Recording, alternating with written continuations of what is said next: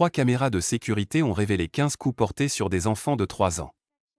Alexandre Dumas s'attendait à trouver sa villa dans le silence habituel. Au lieu de cela, il entendit quelque chose qui arrêta son cœur.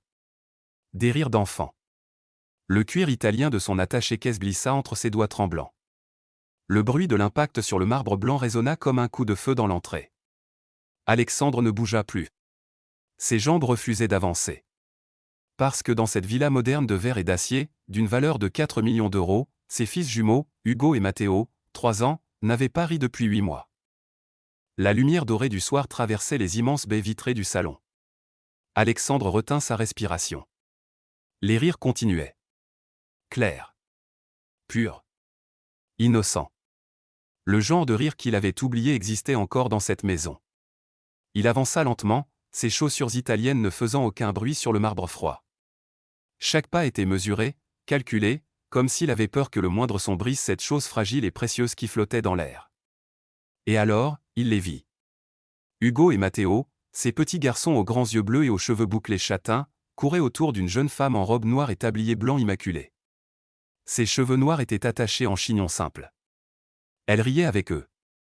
Pas le rire poli et forcé des employés. Non. Un rire vrai. Chaleureux. Le genre de rire qui transforme une pièce froide en maison. Alexandre sentit quelque chose se briser dans sa poitrine. Une muraille qu'il avait construite brique par brique depuis la mort de sa femme, 2 ans plus tôt. Papa. Matteo l'avait vu. Pour la première fois en 8 mois, son fils courut vers lui. Pas par obligation. Pas par peur. Mais avec cette joie pure que seuls les enfants savent exprimer.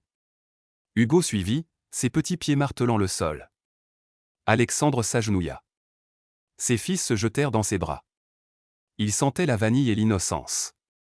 Ses mains tremblaient alors qu'il les serrait contre lui. Quand avait-il serré ses fils pour la dernière fois? Vraiment serré? Monsieur Dumas. La voix était douce. Alexandre leva les yeux. La jeune femme en tablier blanc se tenait à quelques mètres, les mains jointes devant elle. Elle souriait, mais ce n'était pas un sourire calculateur. C'était un sourire maternel. Lucie, dit-elle. Lucie Moreau. La nouvelle gouvernante. Je suis désolé, je ne vous attendais pas si tôt. Alexandre se releva lentement. Il était 18 heures. D'habitude, il rentrait à 23 heures, parfois minuit. Mais aujourd'hui, une réunion avait été annulée. Un hasard. Un simple hasard qui venait de tout changer. Vous ne devez pas vous excuser, dit-il, sa voix plus rauque qu'il ne l'aurait voulu. Mes fils, ils ont l'air heureux. Le mot lui semblait étrange dans la bouche. Heureux. Comme s'il décrivait quelque chose d'exotique, de lointain. Lucie baissa les yeux, un peu gênée. Ce sont des enfants merveilleux, monsieur. Ils ont juste besoin d'attention. De jeu. De lumière. De lumière. Alexandre regarda autour de lui. La villa était un chef-d'œuvre architectural. Marbre blanc de Carrare. Acier poli. Verre trempé. Lustre en cristal de Baccarat. Meubles dessinés par des designers italiens. Chaque objet valait une fortune. Mais Lucie avait raison. Il n'y avait pas de lumière ici. Juste du luxe froid. Clair. La voix claqua comme un fouet. Alexandre se retourna. Sa fiancée, Claire Beaumont, descendait l'escalier de marbre. Robe de soie noire, talons louboutin rouge, collier de perles de 50 000 € autour du cou. Ses cheveux blonds étaient coiffés en chignon sophistiqué. Son parfum lourd, un Chanel numéro 5, envahit l'espace. Elle était l'image de l'élégance parisienne. Mais ses yeux verts étaient froids comme le marbre sous leurs pieds. « Alexandre, tu es rentré tôt, dit-elle, descendant les dernières marches avec la grâce d'un mannequin. Elle l'embrassa sur la joue. Ses lèvres étaient glacées. « Je vois que tu as rencontré la nouvelle employée. » Le mot employé était prononcé avec un mépris à peine voilé. Lucie baissa la tête, ses mains se crispant sur son tablier blanc. Lucie corrigea doucement Alexandre. Elle s'appelle Lucie. Claire lui lança un regard acéré. Un regard qu'Alexandre connaissait bien. Un regard qui disait « Nous parlerons de cela plus tard. » Oui. Lucie. Claire se tourna vers la jeune femme. Lucie, l'heure de votre service est terminée. Vous pouvez disposer. Mais madame, protesta doucement Lucie, les enfants n'ont pas encore dîné, et... Je m'en occuperai, coupa Claire, sa voix tranchante comme une lame. Vous pouvez partir. Maintenant. Lucie regarda Alexandre, ses yeux noirs cherchant, quoi? Permission? Protection? Mais Alexandre ne dit rien. Il ne savait pas quoi dire. Il contrôlait un empire de 30 millions d'euros. Il prenait des décisions qui affectaient des centaines d'employés. Mais devant Claire, devant cette femme qu'il devait épouser dans 3 mois, il se sentait petit. Lucie hocha la tête. Elle s'agenouilla devant Hugo et Matteo. « Je reviendrai demain, murmura-t-elle, caressant leurs cheveux bouclés. « Promis. »« Tu promets » demanda Hugo, sa petite voix tremblante. « Je promets. » Elle se leva, prit son sac, un sac simple, usé, et se dirigea vers la porte. Alexandre la regarda partir. Chaque pas qu'elle faisait semblait aspirer un peu de lumière de la pièce. La porte se referma. Le silence retomba sur la villa. Ce silence lourd, étouffant, qui était devenu la norme depuis 2 ans. Hugo et Matteo n'avaient plus le sourire aux lèvres. Ils ne se quittaient pas d'une semelle, leurs petits corps étaient raides comme des planches, leur tête ne se relevait plus. C'était comme s'ils savaient que les moments de joie étaient terminés, que la cage dans laquelle ils étaient enfermés venait de se refermer. Alexandre sentit une boule dans sa gorge. « Claire, commença-t-il, je trouve que Lucie fait du bon travail. »« Il faut qu'on parle » l'interrompit-elle. Ses talons rompaient le silence de la maison, elle se dirigeait vers la table. Tout de suite. Alexandre la suivit. Il entendit derrière lui un bruit, le silence. Pas de pleurs. Pas de protestation. Hugo et Matteo avaient appris que rien ne servait d'exprimer leurs sentiments. Dans le bureau, une pièce sombre aux boiseries sombres donnant sur le jardin, Claire se tourna vers lui. Ses yeux verts brillaient d'une colère froide. « Cette fille, cracha-t-elle. Elle doit partir. » Pourquoi? Alexandre sentit une résistance monter en lui. C'était nouveau. Il n'avait pas ressenti cela depuis longtemps. Les enfants semblent l'aimer. Exactement. Claire croisa les bras. Elle est trop familière. Ce n'est pas une amie. C'est une employée. Elle doit connaître sa place. Sa place? Répéta Alexandre, incrédule. Claire, mes fils ont ri aujourd'hui. Ils ont ri. Pour la première fois depuis 8 mois. Tu ne trouves pas que c'est important? Tes fils ont besoin de discipline, pas de divertissement constant, répondit Claire. Ils doivent apprendre à bien se comporter. À se contrôler. À ne pas courir partout comme des sauvages. Ils ont 3 ans. C'est donc une nouvelle occasion pour eux de commencer leur éducation. Alexandre la regarda. Il la regarda vraiment. La femme qu'il avait rencontrée lors d'un gala de charité 18 mois plus tôt. La femme parfaite sur le papier. Diplômée en sciences politiques. Issue d'une famille respectable. Des manières irréprochables. Elle correspondait parfaitement à ce que sa mère Bernadette avait prévu pour lui. Mais aujourd'hui, pour la première fois, il se demandait, était-elle celle dont ses fils avaient besoin? Je vais y réfléchir, dit-il finalement. Claire plissa les yeux. Tu vas y réfléchir? Sa voix était étrange. Alexandre, je suis ta fiancée. Dans 3 mois, je serai ta femme. La mère de tes enfants. Si je te dis que cette fille doit partir? Tu n'es pas encore leur nouvelle mère, l'interrompit-il. Un silence étrange s'installa aussitôt. Claire le regarda, le visage durci.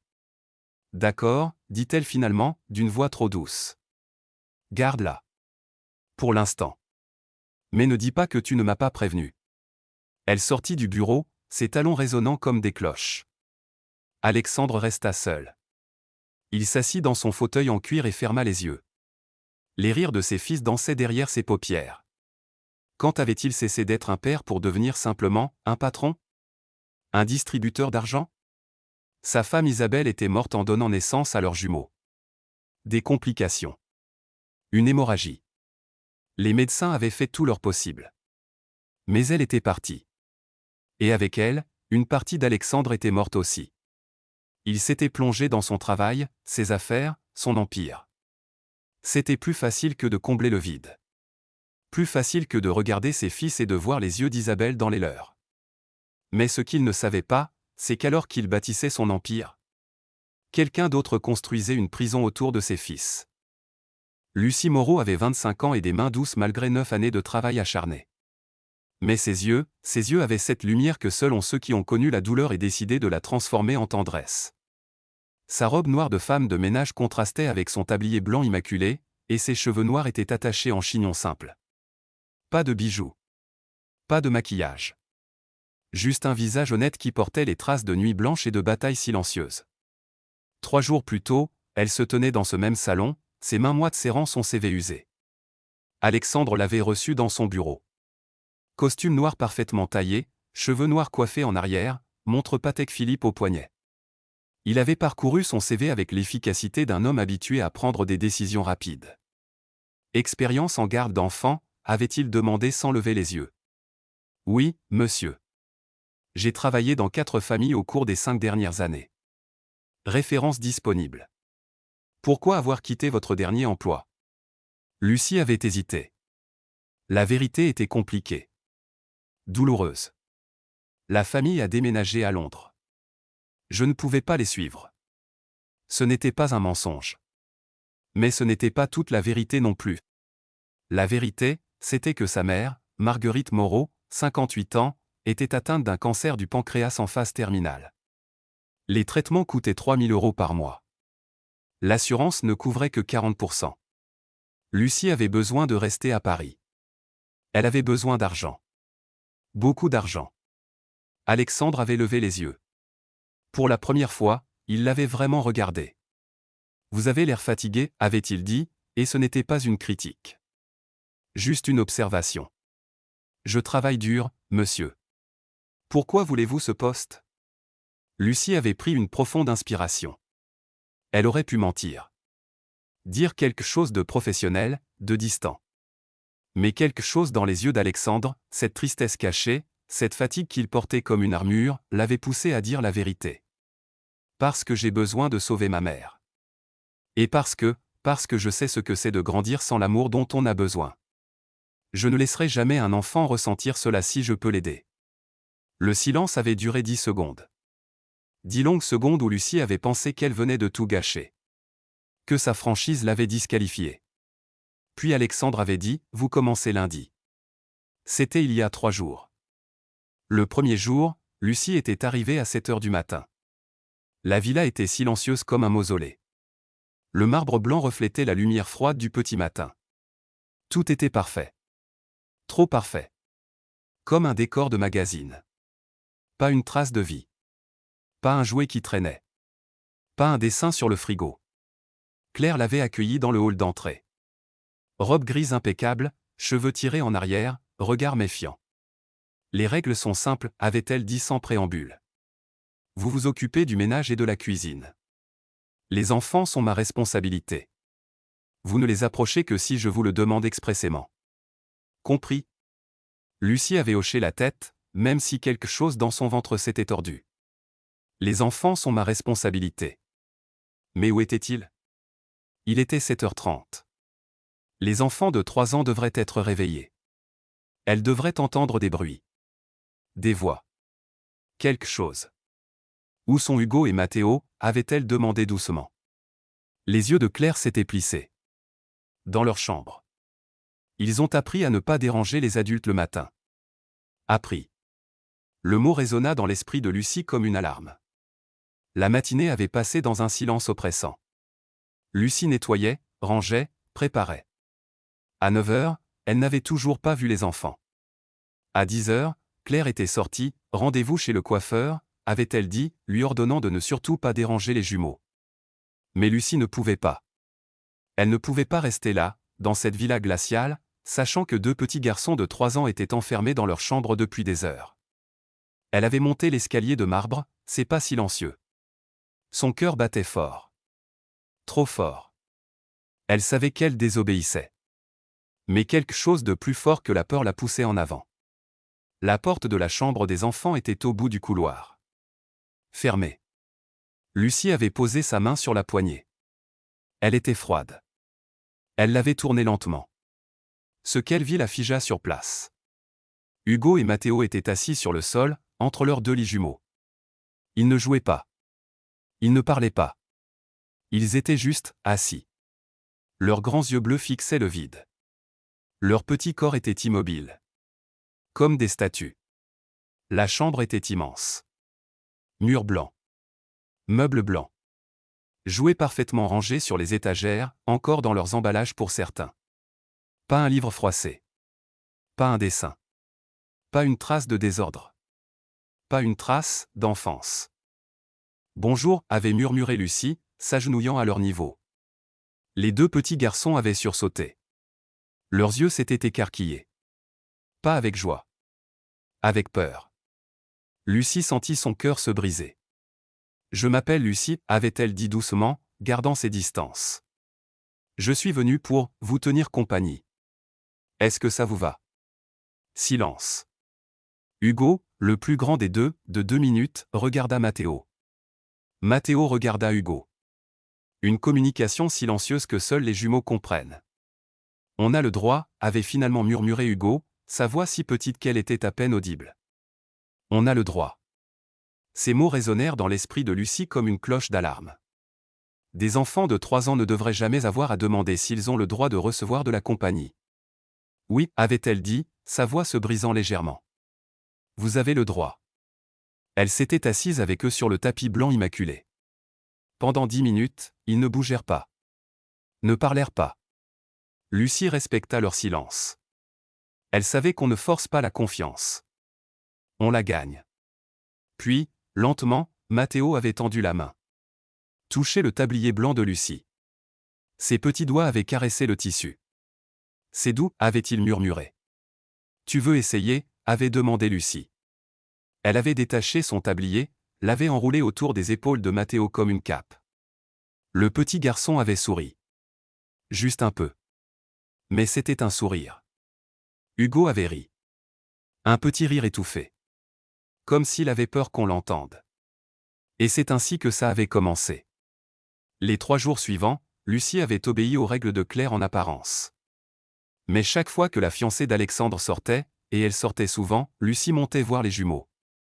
Elle ne les forçait pas à jouer. Elle les laissait venir à elle. Petit à petit. Pas par pas. Le 2e jour, Hugo lui avait montré un livre, Le Petit Prince, caché sous son lit. Claire ne leur lisait jamais d'histoire, avait-il expliqué. C'était une perte de temps. Lucie leur avait lu 3 chapitres. Leurs yeux brillaient. Le 3e jour, Matteo lui avait demandé si elle connaissait des chansons. Lucie leur avait chanté Frère Jacques. Doucement. Pour ne pas que Claire entende. Et aujourd'hui, le 4e jour, quand Alexandre était rentré à 18h au lieu de 23h. Il riait. Parce que Lucie avait transformé le salon en terrain de jeu. Elle avait fait des avions en papier avec les factures qu'Alexandre avait laissées traîner. Elle leur avait appris à faire la course en sautant sur un pied. Elle les avait fait rire en faisant semblant d'être un ours maladroit.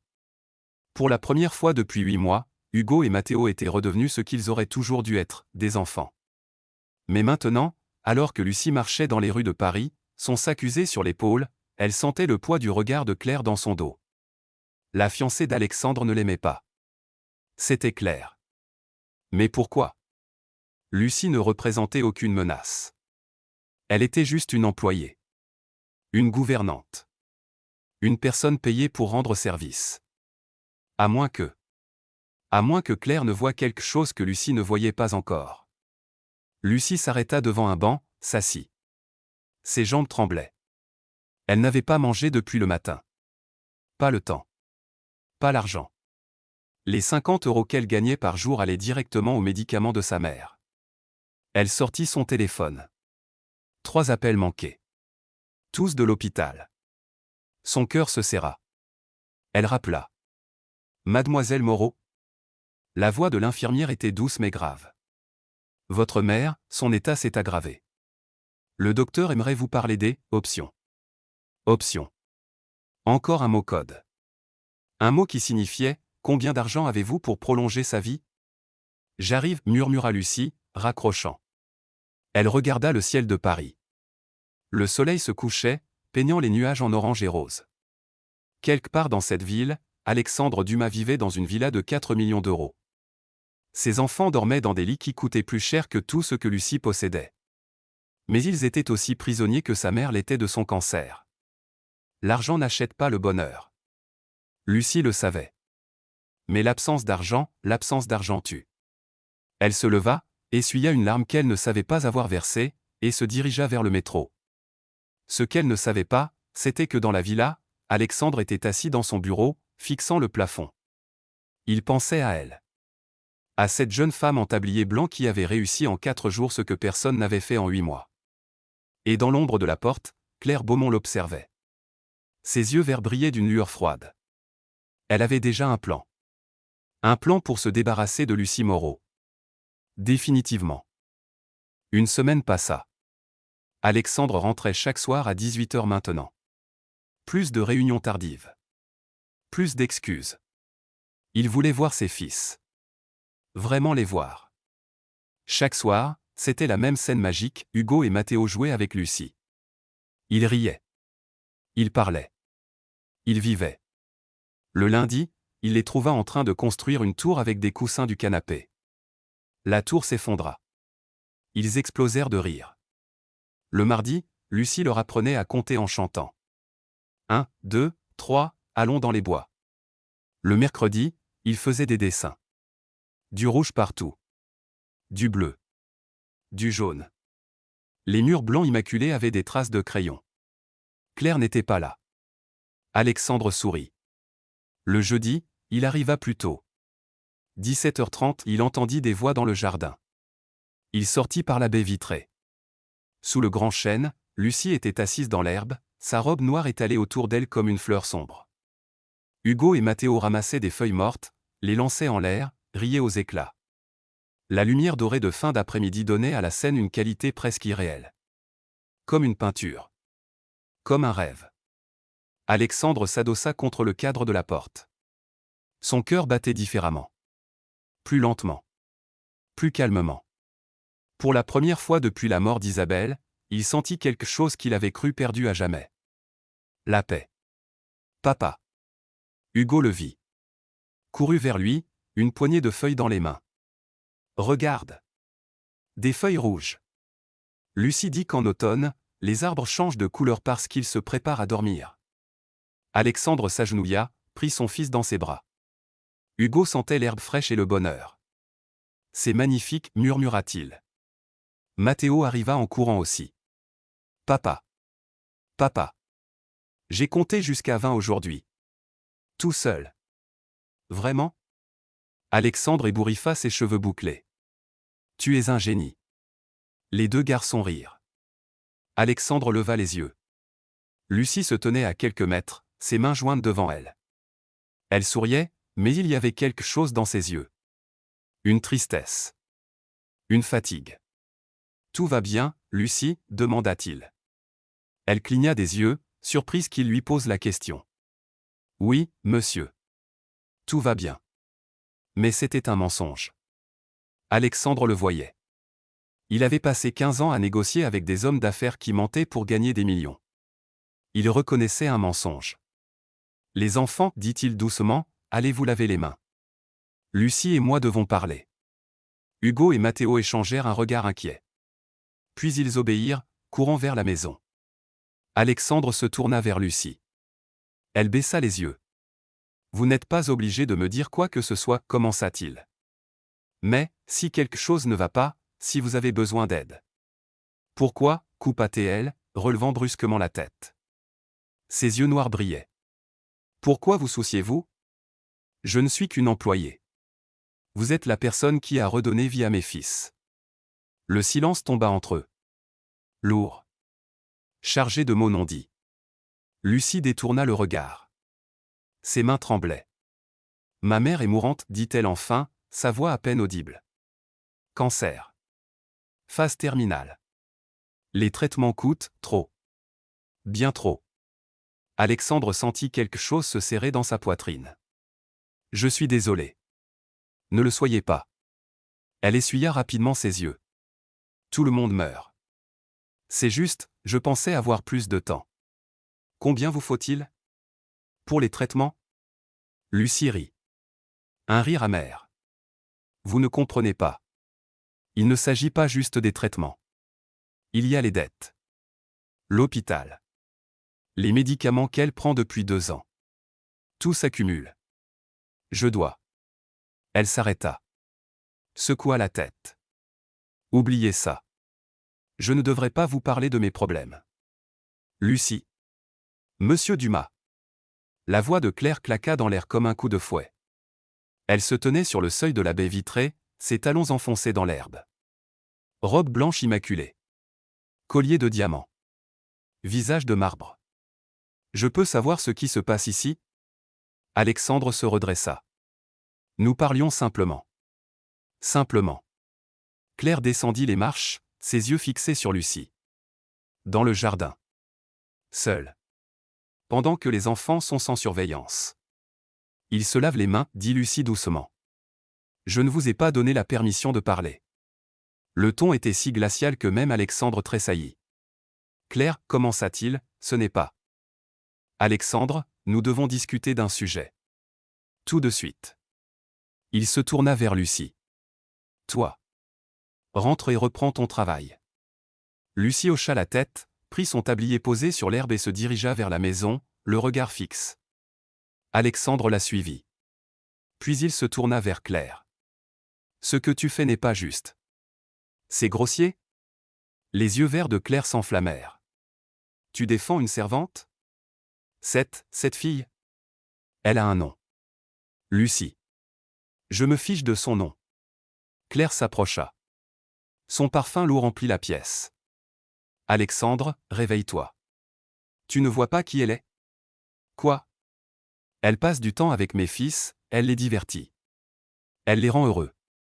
Elle te manipule. Claire lui saisit le bras. Ses ongles s'enfonçaient dans le tissu de sa veste noire. Elle joue le rôle de la pauvre fille dont la mère est morte. Elle te convainc que tes fils ont besoin d'une domestique. Pourquoi fais-tu tout cela? Pour l'argent. Pour ta fortune. Alexandre se dégagea lentement. Tu te trompes. Non. Claire secoua la tête. C'est toi qui te trompes. Je vais te le prouver. Elle se retourna et se dirigea vers la villa.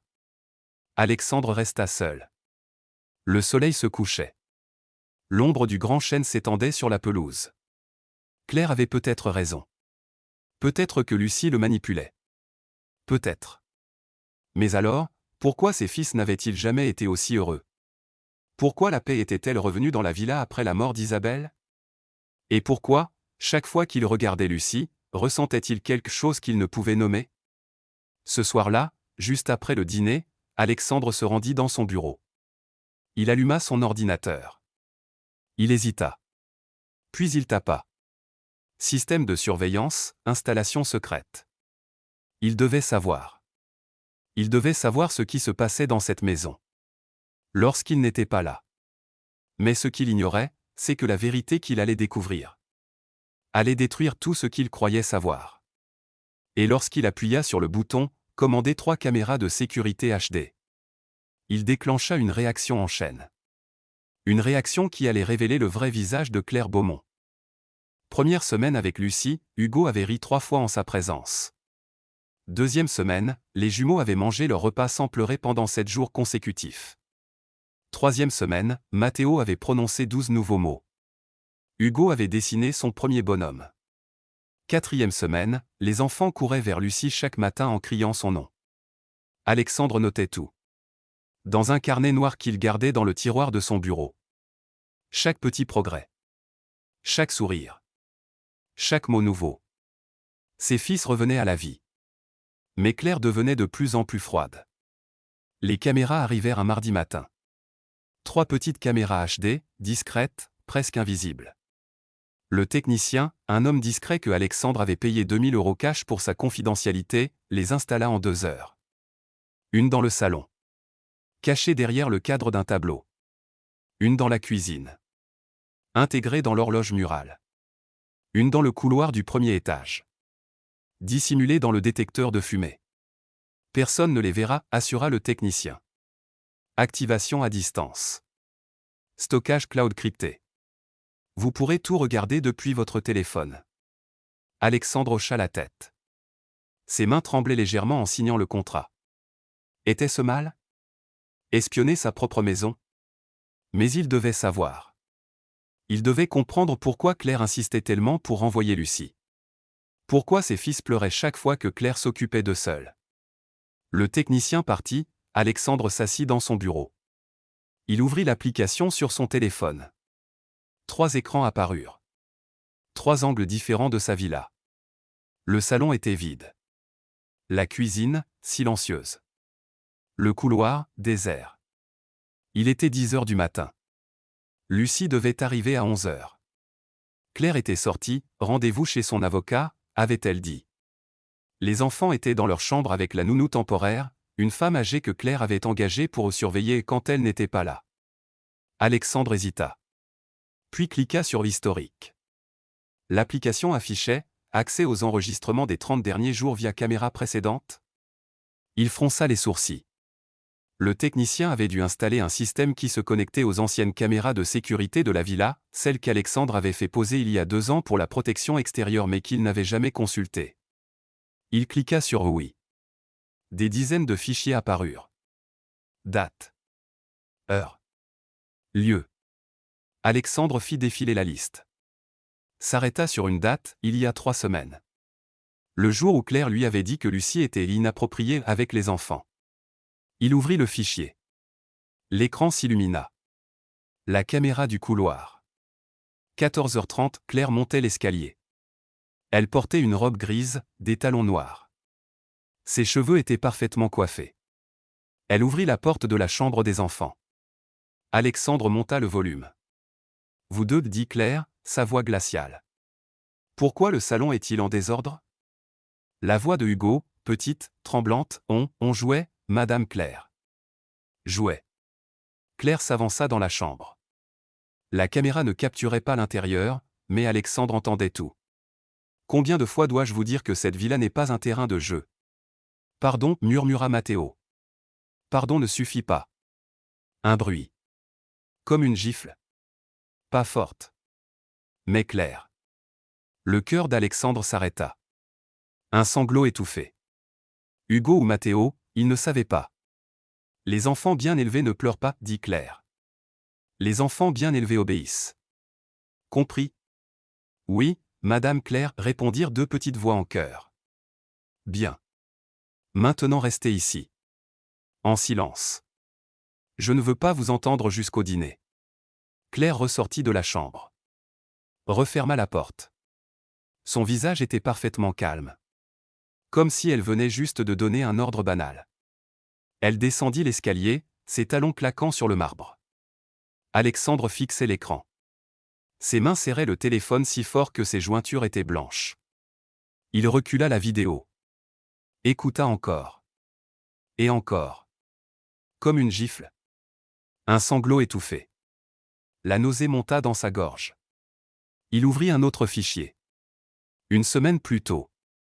Même caméra. 15 heures. Claire dans la chambre des enfants. Matteo, regarde-moi quand je te parle.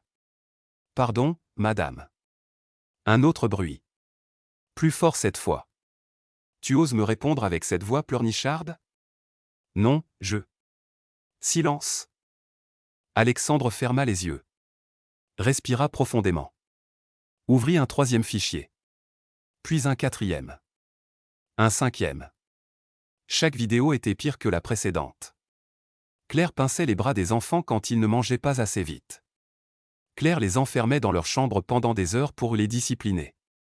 Claire criait, menaçait, humiliait. Tout ça avec un visage de marbre. Une voix froide. Calculée. Et chaque fois qu'Alexandre rentrait le soir, elle était la fiancée parfaite. Souriante. Élégante. Douce. Alexandre se leva. Ses jambes ne le portaient presque plus. Il se dirigea vers la fenêtre de son bureau. Regarda le jardin. Le grand chêne sous lequel Lucie jouait avec ses fils. Combien de temps? Combien de temps cela durait-il?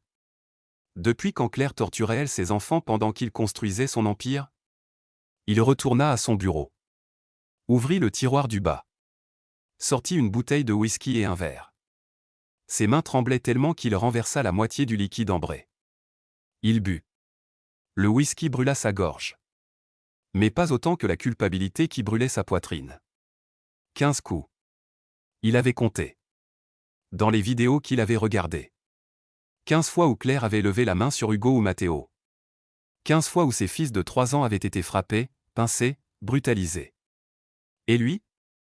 Où était-il? Dans son bureau. Dans ses réunions. Dans son empire de 30 millions d'euros. Un empereur aveugle dans un palais de verre. Son téléphone vibra. Un message de Claire: rentre tôt ce soir. Nous devons parler de Lucie. J'ai des preuves qu'elle vole. Alexandre fixa le message. Des preuves qu'elle vole. Il ricana. Un rire amer, sans joie. Claire n'abandonnait pas. Elle voulait détruire Lucie. Pourquoi? Parce que Lucie était tout ce qu'elle n'était pas: douce. Aimante. Vraie. Il éteignit son téléphone. Puis il fit quelque chose qu'il n'avait jamais fait en 15 ans de carrière. Il quitta le bureau. À 11 heures du matin. Sans prévenir personne. Il devait rentrer. Il devait voir. De ses propres yeux. La route jusqu'à la villa ne dura que 20 minutes. Mais chaque minute semblait une éternité. Alexandre gara sa Mercedes noire dans l'allée. Entra par la porte de service pour ne pas faire de bruit. La villa sentait la vanille. Lucie cuisinait. Il entendit des voix. Le salon. Il s'approcha silencieusement. Se cacha derrière le mur. Lucie était assise sur le tapis blanc avec Hugo et Matteo. Ils lisaient un livre ensemble. Le Petit Prince. Et le Petit Prince dit au renard: lisait Lucie, sa voix douce, tu deviens responsable pour toujours de ce que tu as apprivoisé. Ça veut dire quoi? Demanda Hugo. Ça veut dire, Lucie caressa ses cheveux bouclés, que quand on aime quelqu'un, on doit toujours prendre soin de lui. Toujours. Comme toi avec nous? Demanda Matteo. Lucie sourit. Mais ses yeux brillaient de larmes retenues. Oui. Comme moi avec vous. Alexandre sentit quelque chose se briser définitivement dans sa poitrine. Cette femme. Cette jeune femme de 25 ans qui gagnait 50 € par jour. Qui avait une mère mourante. Qui n'avait rien. Cette femme aimait ses fils plus que leur propre père n'avait su le faire. Il recula. Sortit de la villa aussi silencieusement qu'il était entré. Dans sa voiture, il s'effondra. Ses mains sur le volant. Sa tête baissée. Et pour la première fois depuis la mort d'Isabelle. Alexandre Dumas pleura. Mais ce qu'il ne savait pas, c'était que pendant qu'il pleurait dans sa voiture, Claire Beaumont entrait dans la villa par la porte principale. Et dans son sac Hermès à 15 000 €. Elle portait quelque chose qui allait tout changer. Quelque chose qui allait transformer Lucie en criminelle. Et quand elle monta l'escalier vers sa chambre, un sourire glacial étira ses lèvres. Le piège était prêt. Claire Beaumont ouvrit le coffre-fort de la chambre principale. Ses doigts manucurés tapèrent le code. Un 804, la date de naissance d'Alexandre. Pathétique comme il était prévisible. La porte s'ouvrit avec un déclic métallique. À l'intérieur, sur du velours noir, reposaient 12 colliers. La collection privée d'Alexandre. Des pièces héritées de sa grand-mère. Certaines valaient 50 000 €. D'autres, 100 000. Claire prit 3 colliers. Les plus voyants. Un collier de diamants. Un collier de perles noires. Un collier d'émeraude. Valeur totale, 200 000 €. Elle les glissa dans son sac. Referma le coffre. Son cœur battait calmement. Pas de tremblement. Pas de doute. Juste de la froide détermination. Elle descendit l'escalier. 14h30, Lucie était dans le jardin avec les enfants. Parfait. Claire entra dans le petit salon où Lucie laissait toujours son sac, ce vieux sac en cuir marron, usé au coin, avec une fermeture éclair cassée. Elle l'ouvrit. À l'intérieur, un portefeuille presque vide, un paquet de mouchoirs, une photo cornée d'une femme âgée, la mère mourante, sans doute, et les clés d'un appartement minable. Claire sortit les 3 colliers. Les glissa au fond du sac. Sous le portefeuille. Juste assez caché pour sembler dissimulé. Juste assez visible pour être trouvée. Elle referma le sac. Recula. Admira son œuvre. Puis elle sortit son téléphone. Composa un numéro. Police? Oui, bonjour. Je voudrais signaler un vol. Dans ma résidence. Des bijoux de grande valeur. Oui. Non, je sais qui c'est. Notre employé de maison. Oui, j'en suis certaine. Elle est encore sur place. 24 avenue Foch. Oui. Merci. Elle raccrocha. Sourit. Dans 15 minutes, la police serait là. Dans 15 minutes, Lucie Moreau serait arrêtée. Dans 15 minutes, cette petite peste qui osait prendre sa place dans le cœur des enfants, et peut-être dans celui d'Alexandre, serait détruite. Claire monta à l'étage. Se retoucha le maquillage. Répéta son rôle devant le miroir. Je suis choquée. Nous lui faisions confiance. Parfait. Elle descendit. Sortit dans le jardin. Lucie était assise sous le chêne. Hugo et Mathéo ramassaient des marrons. Leur rire résonnait dans l'air d'automne. Lucie appela Claire, sa voix mielleuse. Pouvez-vous rentrer un instant? J'ai besoin de vous parler. Lucie leva les yeux. Surprise. Claire ne lui parlait jamais poliment. Les enfants? Ils vont bien. 2 minutes. Pas plus. Lucie se leva. Brossa sa robe noire. Suivit Claire à l'intérieur. De quoi s'agit-il, madame? Demanda-t-elle dans le hall d'entrée. Claire croisa les bras. Avez-vous vu mes clés? Celles de ma voiture. Je les cherche partout. Non, madame. Je n'ai pas. Des sirènes. Au loin. Se rapprochant. Lucie fronça les sourcils. Qu'est-ce que? Les sirènes s'arrêtèrent devant la villa. Claire ouvrit la porte. 2 policiers se tenaient là. Un homme grand, cheveux gris. Une femme, plus jeune, regard strict. Madame Beaumont, demanda l'homme. Oui. Merci d'être venue si vite. Claire recula. Entrez, je vous en prie. Les policiers entrèrent. Leurs yeux balayèrent le luxe du hall. Le marbre. Les lustres. Vous avez signalé un vol? Demanda la femme policier. Oui. Claire pointa Lucie du doigt. Cette femme. Lucie Moreau. Notre employée de maison. Elle a volé 3 colliers dans le coffre de mon fiancé. Valeur totale, 200 000 euros. Lucie devint blanche. Quoi? Sa voix n'était qu'un murmure. Non. Non, je n'ai rien. Mademoiselle, l'homme s'approcha, sa main sur son arme, nous devons fouiller vos affaires. Bien sûr. Je n'ai rien volé. Vous pouvez chercher.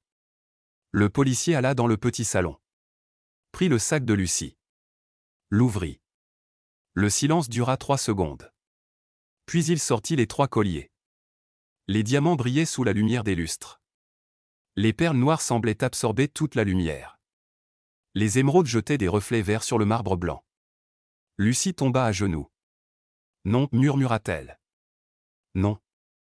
Non. Ce n'est pas possible. Je ne les ai pas mis là. Je le jure. Je le jure sur la vie de ma mère.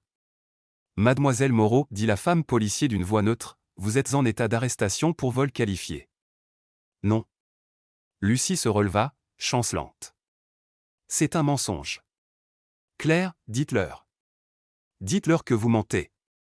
Claire porta sa main à sa bouche. Ses yeux s'écarquillèrent. L'image parfaite de la femme choquée. Je suis désolé, Lucie. Je ne pensais pas que nous vous faisions confiance. Menteuse. Lucie fit un pas vers elle. Le policier la retint.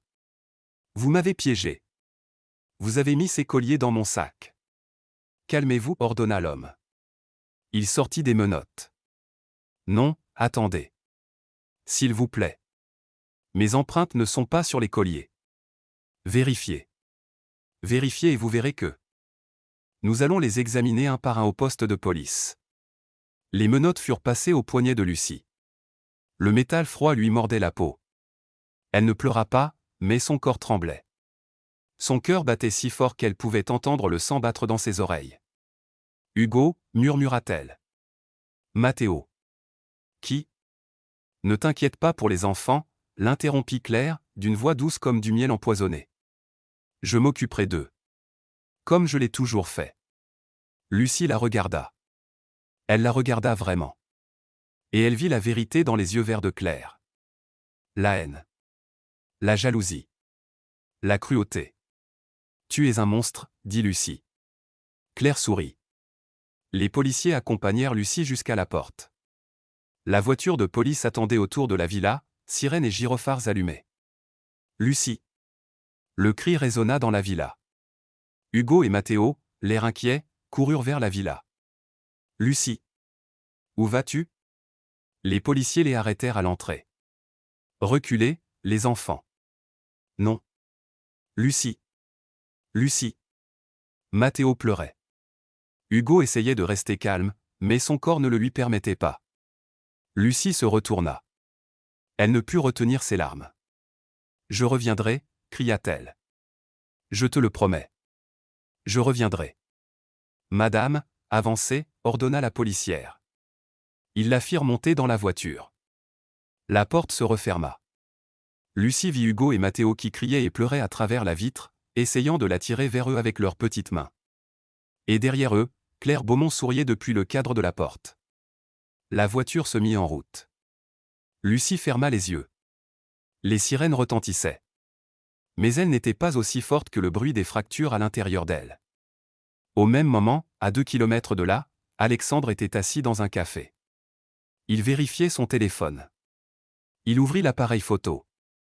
Il hésitait. Devait-il les regarder en direct? Ou devait-il attendre le soir? Son doigt glissa sur l'écran. Caméra du hall. Diffusion en direct. Il vit les policiers. Il vit Lucie menottée. Il vit les colliers. Son sang se glaça. « Non » murmura-t-il. Il se leva si brusquement que sa chaise se renversa. Les clients du café le regardèrent. Il s'en moquait. Il courut vers sa voiture. Il prit la route à toute vitesse. Les rues de Paris défilaient à toute allure. Feu rouge. Klaxon. Cris. Il s'en moquait. Il devait faire demi-tour. Il devait arrêter ça. Mais lorsqu'il arriva à la villa, la voiture de police tournait au coin de la rue. Trop tard. Il était trop tard. Alexandre entra précipitamment dans la villa. Claire se tenait dans le salon, un verre de vin blanc à la main. « Alexandre. Tu es là. J'allais t'appeler. Il s'est passé quelque chose d'horrible. Où sont les caméras ?» l'interrompit-il. Claire cligna des yeux. « Quoi ? Les caméras de sécurité. Où sont les enregistrements ? Je ne comprends pas ce que tu veux dire. » Alexandre la saisit par les épaules. Ses doigts s'enfoncèrent dans le tissu soyeux de sa robe. « Arrête de mentir. » Le masque de Claire se fissura. Juste une seconde. Puis elle se ressaisit. « Alexandre, tu me fais mal. » Tant pis. Il la lâcha. Il monta les escaliers 4 à 4. Son bureau. Son ordinateur. Il ouvrit l'application. Il chercha l'enregistrement de l'après-midi. 14h32. La caméra du petit salon. Claire entre. Elle ouvre le sac de Lucie. Elle y met les colliers. Alexandre rembobina la vidéo. Il la regarda à nouveau. Et encore. La preuve. Il avait la preuve. Il descendit. Claire était au téléphone. Oui, maman. C'était nécessaire. Non, Alexandre comprendra. Elle raccroche. Elle se retourne. Alexandre se tient sur le seuil de la porte. Tu lui as tendu un piège, dit-il d'une voix dangereusement calme. Claire hausse les épaules. Je ne comprends pas ce que tu veux dire. J'ai les vidéos. Le silence tomba comme une guillotine. Claire devint livide. Tu m'espionnais ? Je protégeais mes fils. Et j'ai bien fait. Alexandre sortit son téléphone. Composa un numéro. Commissariat du 16e arrondissement ? Oui. Je veux signaler une fausse accusation. Et un crime. Oui. Je m'appelle Alexandre Dumas. J'ai des preuves vidéo. Claire se leva. Ses jambes tremblaient. Alexandre. Attends. On peut parler d'eux. Parler? Il ricana. Tu as torturé mes fils pendant des mois. Tu as piégé une innocente. Et tu veux parler? Je les disciplinais. Ils avaient besoin. De coups? De pincettes? D'humiliation? Les yeux de Claire brillèrent de larmes. Mais c'étaient des larmes de rage. Pas de regret. Cette fille t'a ensorcelé, cracha-t-elle. Tu ne vois pas? Elle veut ta fortune. Ton nom. Tout. Non, dit Alexandre. Elle veut juste sauver sa mère. Et aimer mes fils. Deux choses que toi, tu es incapable de comprendre. Des sirènes. Encore. Cette fois, elle venait pour Claire. Les policiers entrèrent dans la villa pour la deuxième fois ce jour-là. Mais cette fois, ils venaient pour Claire. Alexandre leur montra les vidéos. Sur son ordinateur. Image par image. Claire ouvrant le coffre. Claire glissant les colliers dans le sac de Lucie. Claire appelant la police. La femme policier, celle qui avait arrêté Lucie 30 minutes plus tôt, serra les dents. Mademoiselle Beaumont, vous êtes en état d'arrestation pour fausse accusation et vol. Claire recula. Son dos heurta le mur de marbre. Non. Vous ne comprenez pas. J'essayais juste de protéger cette famille d'eux. Vous avez le droit de garder le silence, coupa le policier. Les menottes se refermèrent sur les poignets de Claire. Le même métal froid. La même humiliation. Mais Claire ne baissa pas les yeux. Elle fixa Alexandre avec une haine pure. Tu le regretteras, siffla-t-elle. Ma mère ne laissera pas passer ça. Bernadette Dumaneux. Ma mère n'a aucun pouvoir ici, dit Alexandre. Plus maintenant. On emmena Claire. Ses talons loup-boutin claquèrent une dernière fois sur le marbre. Puis plus rien. Alexandre s'effondra sur le canapé. Ses mains tremblaient. Tout son corps tremblait. Monsieur Dumas, dit le policier homme, nous allons libérer mademoiselle Moreau immédiatement. Voulez-vous porter plainte contre? Oui. Pour tout. Fausse accusation. Maltraitance. Tout. Le policier hocha la tête. Ils partirent. Alexandre resta seul. Dans le silence. Ce silence qu'il connaissait si bien. Mais cette fois, il était différent. Ce n'était plus un silence de mort. C'était un silence d'attente. Hugo et Mathéo descendirent l'escalier. Leurs petits visages étaient gonflés de larmes. Papa, murmura Hugo.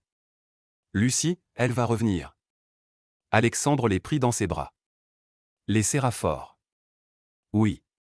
Elle revient. Je te le promets. Au commissariat, on retira les menottes de Lucie. On lui rendit son sac. Ses affaires.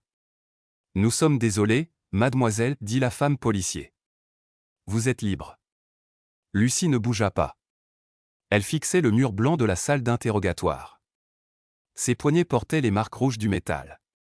Mademoiselle? Vous m'entendez? Ma mère, murmura Lucie. J'ai raté son traitement de 15 heures.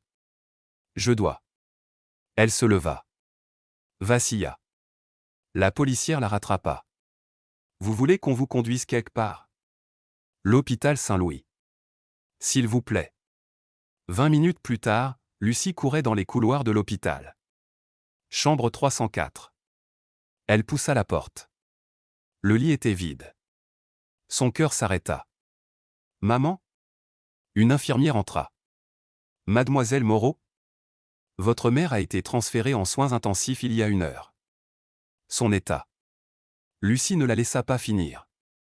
Elle courut. Escalier. Couloir. Soins intensifs. Derrière la vitre, sa mère. Marguerite Moreau. 58 ans mais paraissant 80. Des tubes partout. Des machines qui bipaient. Un corps fragile qui se battait encore. Lucie posa sa main sur la vitre froide. Maman, murmura-t-elle. Pardon. Pardon d'être en retard. Le médecin s'approcha. Un homme âgé, lunettes rondes, visage fatigué. Mademoiselle Moreau. Nous devons parler. Elle va s'en sortir, n'est-ce pas? Le silence du médecin était une réponse en soi. Sans le nouveau traitement expérimental, elle a, peut-être 2 semaines. Avec le traitement, on pourrait gagner 6 mois. Peut-être 1 an. Combien? Le traitement coûte 50 000 €. Votre assurance ne couvre rien. Je sais. Lucie ferma les yeux. 50 000 €. Elle gagnait 50 € par jour. Il lui faudrait, elle fit le calcul dans sa tête. 3 ans. Sans manger. Sans dormir. Sans vivre. Il y a autre chose, dit le médecin. Les dettes de l'hôpital s'élèvent à 80 000 €.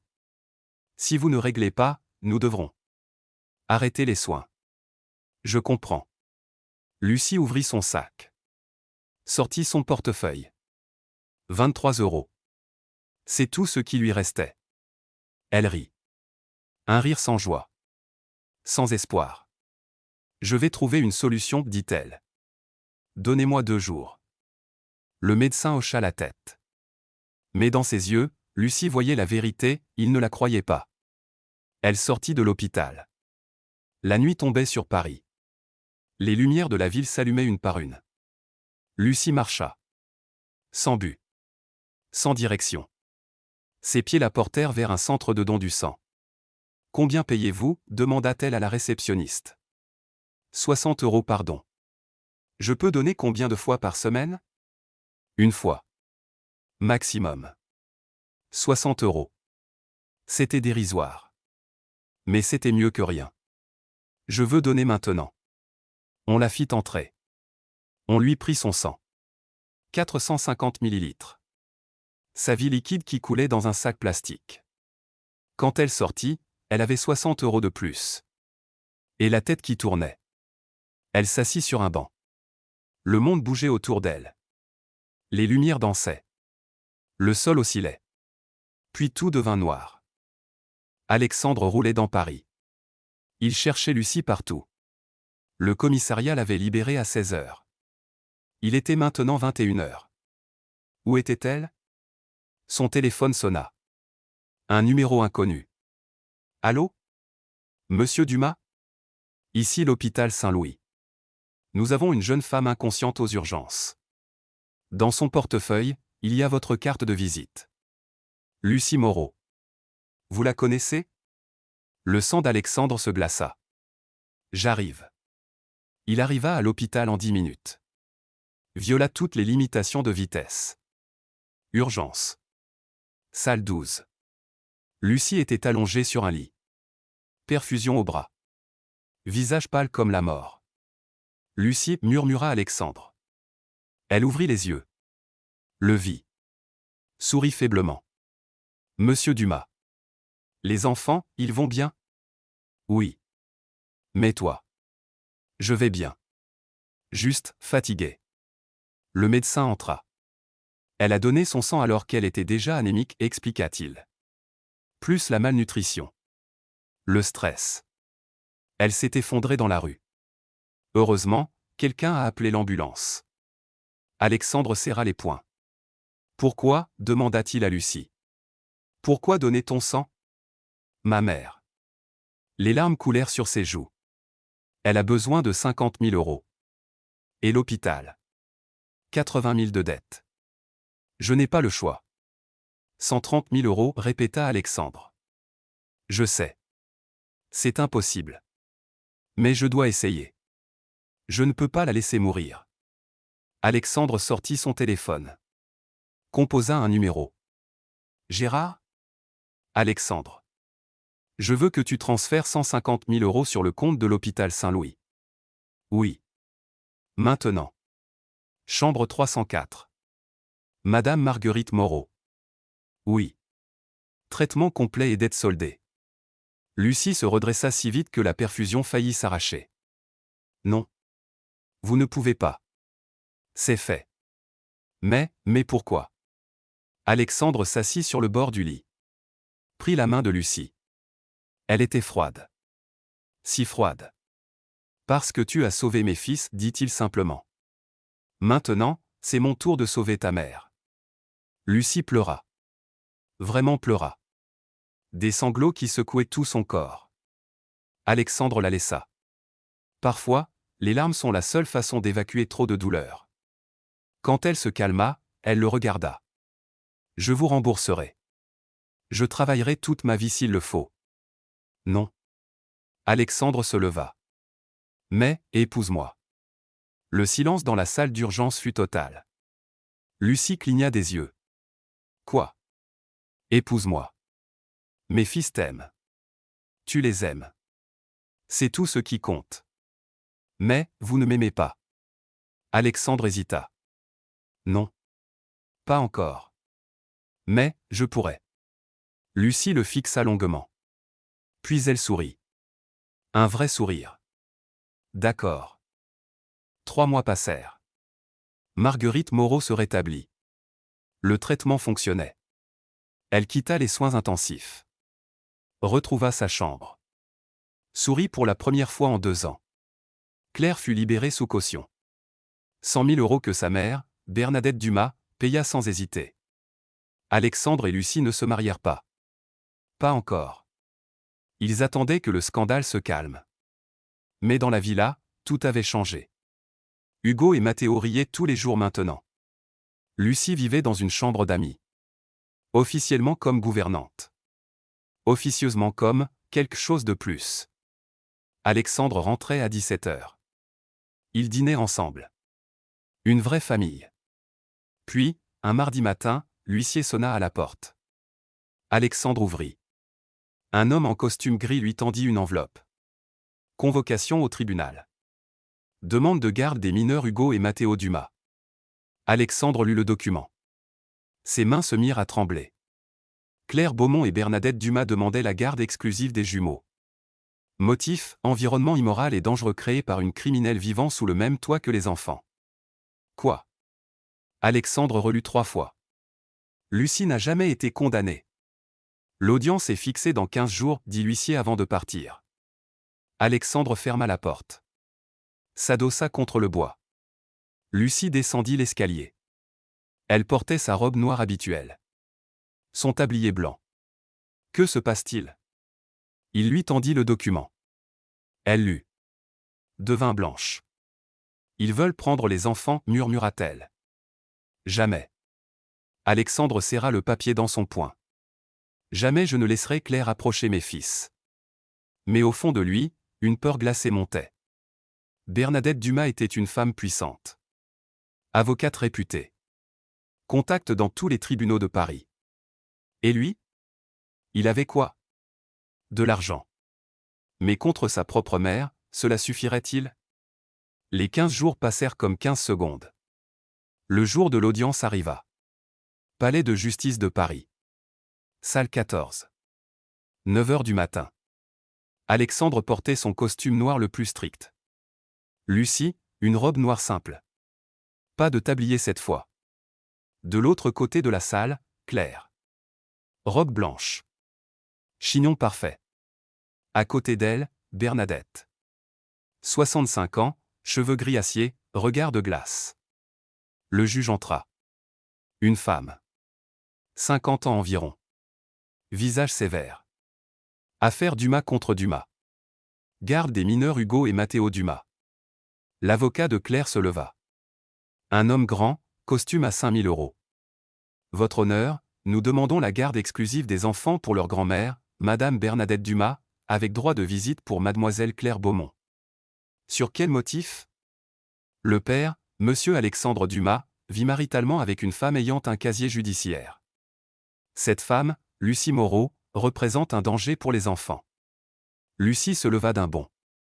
Je n'ai jamais été condamnée. Silence, ordonna le juge. Vous parlerez quand on vous interrogera. L'avocat sourit. Votre honneur, puis-je présenter les preuves? Il sortit un dossier. Le tendit au juge. Alexandre sentit son estomac se nouer. Le juge lut. Ses sourcils se froncèrent. Mademoiselle Moreau, est-il vrai que vous avez été arrêtée à 16 ans pour agression avec arme blanche? Le silence tomba. Lucie ferma les yeux. Oui. Pouvez-vous expliquer? Lucie prit une profonde inspiration. Ses mains tremblaient. J'avais 16 ans. Mon beau-père, il battait ma mère. Tous les soirs. Ce soir-là, il l'a frappée si fort qu'elle a perdu connaissance. J'ai pris un couteau. Je l'ai menacé. Lui a dit d'arrêter ou je le tuerai. Il m'a sauté dessus. Le couteau l'a coupé au bras. La police est venue. M'a arrêté. Vous avez été condamné? Non. Légitime défense. Mais, le dossier existe. L'avocat de Claire se tourna vers le juge. Votre honneur, cette femme a utilisé la violence. Comment peut-on lui confier 2 enfants de 3 ans? J'ai défendu ma mère, cria Lucie. Et demain? Vous défendrez les enfants en les poignardant? Objection. L'avocat d'Alexandre se leva. C'est de la diffamation pure. Le juge leva la main. Calmez-vous. Tous. Elle regarda Lucie longuement. Mademoiselle Moreau, comprenez que ce dossier, même sans condamnation, soulève des questions légitimes. Je comprends, murmura Lucie. Des larmes coulaient sur ses joues. Mais je n'ai jamais fait de mal à Hugo ou Matteo. Jamais. Je les aime. L'amour ne suffit pas toujours. Alexandre ne pouvait plus se taire. Il se leva. Votre honneur, puis-je montrer quelque chose? La juge le regarda. Quoi donc? Des vidéos. De ma villa. Des caméras de sécurité. L'avocat de Claire pâlit. Votre honneur, ces vidéos sont recevables, coupa le juge. Montrez-les. Alexandre sortit son ordinateur. Le connecta au projecteur. L'écran s'alluma. Date, il y a 4 mois. Caméra du couloir. Claire entrant dans la chambre des enfants. Sa voix, froide, pourquoi le salon est en désordre? La voix de Hugo, on jouait, Madame Claire. Le bruit. La gifle. Le sanglot. Dans la salle d'audience, on entendit une respiration collective. Alexandre passa à une autre vidéo. Claire pinçant Matteo. Claire enfermant les enfants. Claire hurlant. 15 scènes. 15 preuves. Quand les lumières se rallumèrent, Claire était livide. Bernadette fixait le mur. Le juge se tourna vers Claire. Vous avez quelque chose à dire pour votre défense? Claire ouvrit la bouche. La referma. Aucun mot ne sortit. Mademoiselle Beaumont, continua le juge, sa voix glaciale, non seulement vous perdez toute demande de garde, mais je transmets ces vidéos au procureur. Des poursuites pour maltraitance sur mineurs seront engagées.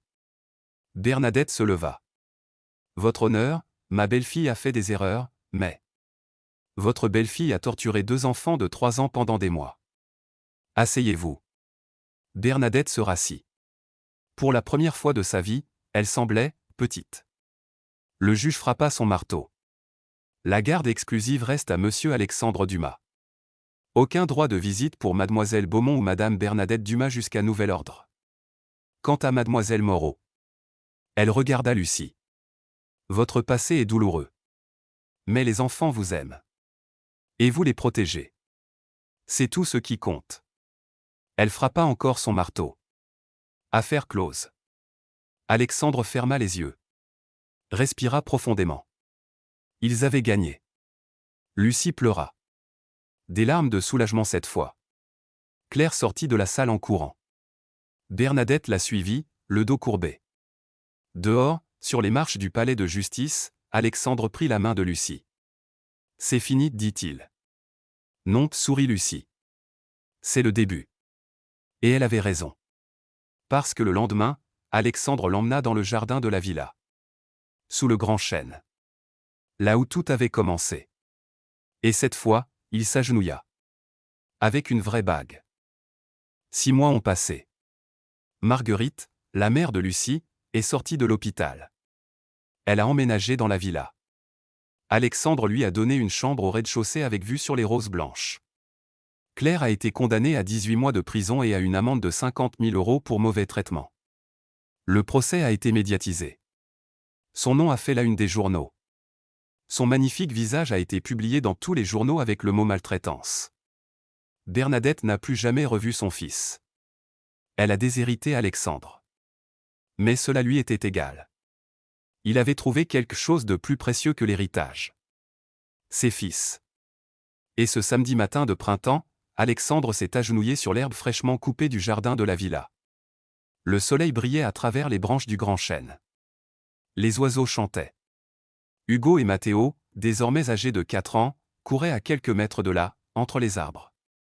Lucie, vêtue d'une robe simple mais élégante, était assise en face de lui. Pour la première fois, elle avait laissé ses cheveux détachés. Son regard brillait. Lucie Moreau, commença Alexandre, la voix pleine d'émotion, tu es entré dans cette maison il y a 8 mois en tant qu'employé, mais tu es devenu quelqu'un de très précieux. Tu as sauvé mes fils. Tu m'as sauvé. Il sortit un écrin en velours bleu. Il ouvrit l'écrin. Une bague. Simple. Un seul diamant sur de l'or blanc. Je ne peux pas te promettre que je serai à la hauteur. Je ne peux pas te rendre le temps perdu. Mais je peux te promettre que je te rendrai heureuse chaque jour qui passe. Alors, veux-tu m'épouser? Lucie était surprise, elle porta ses mains à son visage. Ses yeux brillaient. Oui, murmura-t-elle. Oui. 1000 fois oui. Alexandre posa sa main sur la sienne et lui passa la bague au doigt. Il se leva. Il la serra dans ses bras comme s'il ne voulait plus jamais la lâcher. Maman Lucie va se marier avec papa. Hugo et Matteo coururent vers eux. Ils sautèrent. Ils rirent. Alexandre prit les trois dans ses bras. La femme qu'il aimait désormais. Les deux enfants qui étaient sa vie. Pour la première fois depuis la mort d'Isabelle, il se sentait enfin serein. 1 an plus tard. Le mariage eut lieu dans le jardin. Sous le chêne. 50 invités. Rien de fastueux. Juste de l'amour. Lucie portait une robe blanche toute simple. Pas de voile. Pas de traîne. Juste elle. Hugo et Matteo étaient les garçons d'honneur. Vêtus de petits costumes noirs, ils ont défilé pendant la cérémonie. Marguerite était là. Elle était complètement rétablie. Elle a pleuré pendant toute la cérémonie. Et quand le prêtre a dit « Vous pouvez embrasser la mariée », Alexandre a pris le visage de Lucie entre ses mains. « Je t'aime », lui a-t-il murmuré.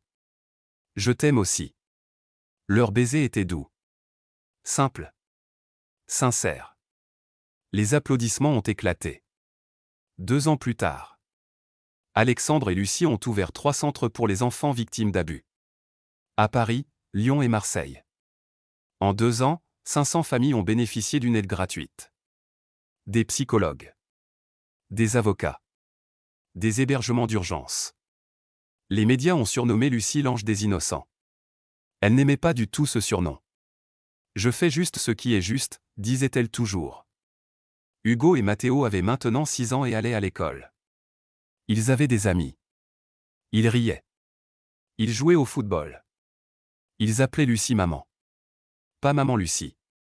Juste maman. Et chaque soir, avant d'aller se coucher, ils venaient embrasser Alexandre et Lucie. Bonne nuit, papa. Bonne nuit, maman. On vous aime. Ces 3 mots. Si simples. Si forts. Alexandre les serrait fort dans ses bras. Il respirait l'odeur de leurs cheveux doux. Il sentait leur cœur battre avec excitation. Et il pensait, tout était sur le point d'être détruit. J'étais sur le point de les perdre. Mais je ne les avais pas perdus. Parce qu'une femme en blouse blanche était entrée dans ma vie. Et elle avait tout changé. Alexandre et Lucie ouvrirent 3 centres pour enfants victimes de maltraitance.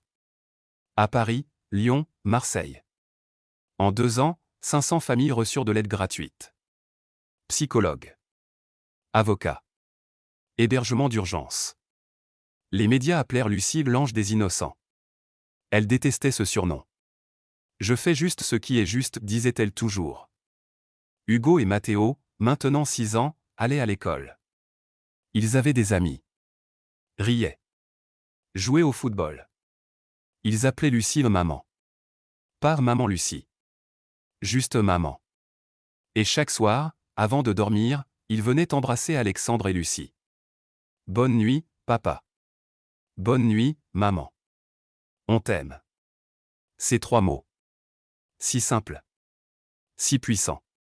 Alexandre les serrait contre lui. Respirait l'odeur de leurs cheveux.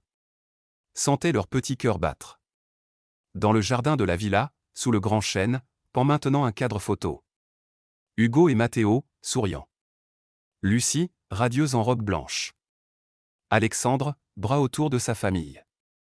Et derrière eux, Marguerite. Vivante. Heureuse. Une vraie famille. Parce que la vraie famille ne se construit pas avec le sang, mais avec l'amour qui refuse d'abandonner. Si cette histoire a touché ton cœur, partage-la avec quelqu'un qui doit savoir que la vérité finit toujours par triompher.